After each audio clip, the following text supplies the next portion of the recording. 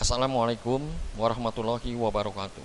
Salam jumpa kembali dengan saya Subur Santoso di channel SS Math, channel pembelajaran yang mengedepankan proses.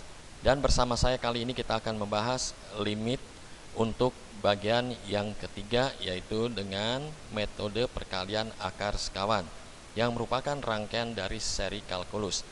Baik, sebelumnya jangan lupa untuk menekan tombol subscribe dan membagikan video ini sehingga dapat membantu pengembangan channel ini ke arah yang lebih baik, dan semoga saja channel ini selalu memberikan manfaat bagi banyak orang.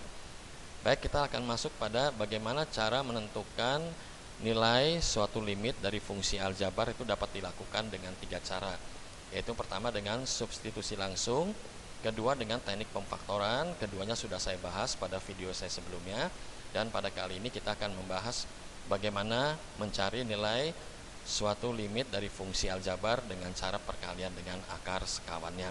Baik, kita langsung masuk ke soal 1. Tentukan limit untuk 2 negatif akar kuadrat dari 4 negatif x per x untuk x mendekati 0. Kita langsung coba membahas soal 1. Kita melakukan strategi 1, yaitu langsung kalikan dengan akar sekawannya. Nah, perlu diperhatikan di sini akar sekawannya adalah, kita lihat di sini ada bentuk akar. Kita lihat saja tandanya, ini tanda negatif, akar sekawannya menjadi positif. Jangan kita lihat yang ada tanda di bawah tanda akar, tapi yang ada di luarnya. Kalau sini positif menjadi negatif. Karena ini negatif, maka akar sekawannya menjadi positif. Jadi akar sekawan dari 2 negatif akar kuadrat dari 4 negatif x adalah 2 positif akar kuadrat dari 4 negatif x. Ini penyebutnya pembilang, dan penyebutnya kita kalikan dengan akar sekawannya. Setelah kita lakukan perkalian akar sekawan, untuk mempermudah kita gunakan coretan, yaitu menggunakan sifat dari selisih kuadrat. Jadi kalau ada A pangkat 2, ini mengingatkan kembali ya, negatif B pangkat 2, kita dapat uraikan ke dalam faktor. Faktornya menjadi kurung buka A negatif B kurung tutup dikalikan A positif B. Nah, ini kita anggap sebagai A, 2, lalu B-nya secara keseluruhan adalah akar kuadrat dari 4 negatif X.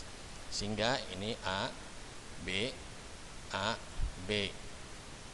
Setelah kita hitung, kita menggunakan selisih kuadrat menjadi 2 pangkat 2 sebagai A ini, lalu B-nya akar kuadrat dari 4 negatif X. Seperti kita sudah ketahui bahwa akar kuadrat jika dikuadratkan kita lenyapkan saja tanda akarnya, sehingga yang atas pembilangnya menjadi 4 negatif kurung buka kurung tutup 4 negatif x. Nah, 4, nah ini dikurangkan dengan 4 negatif 4 ini ya, lalu negatif dikalikan negatif positif x, sehingga hasilnya pembilangnya menjadi x, sedangkan penyebutnya kita biarkan saja.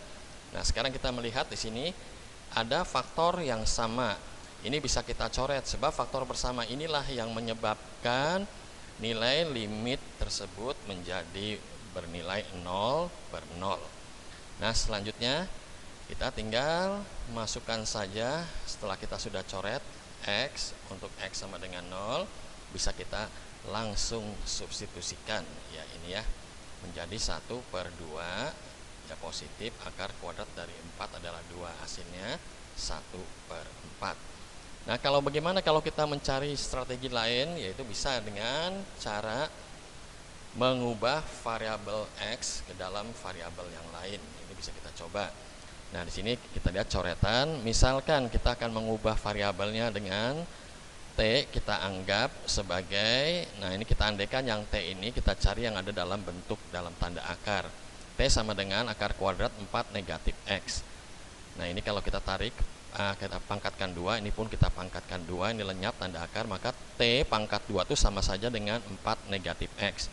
Kita bisa pindahkan ruasnya, X-nya sendiri sama saja dengan 4 negatif T pangkat 2. Nah, ini bisa kita rubah dalam variabel menjadi, nah perhatikan di sini, bahwa akar kuadrat dari 4 negatif X itu sama saja dengan T. Kita rubah sekarang ini. Begitu juga yang X itu sama saja dengan 4 negatif T pangkat 2.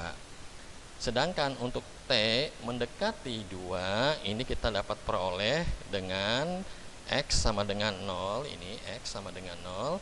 Kita masukkan atau kita substitusikan T sama dengan 4 negatif X-nya 0 menjadi T akar kuadrat dari 4 adalah 2. Nah, setelah demikian kita bisa langsung memfaktorkan penyebutnya ini.